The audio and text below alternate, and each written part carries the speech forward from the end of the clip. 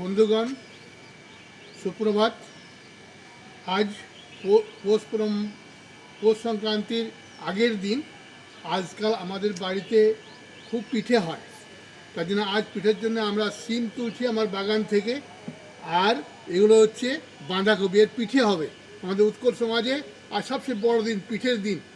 তাই এই বাঁধাকপি এবং ফুলকপির পিঠে, বাঁধাকপি এবং সিমের পিঠে হবে। সুতরাং আপনারা দেখছেন এ সমস্ত আমার বাড়ির থেকে তৈরি। কচু উঠেছে, কচুরও পিঠে হবে। তো এটাই হলো আজকের আমার হারভেস্টিং।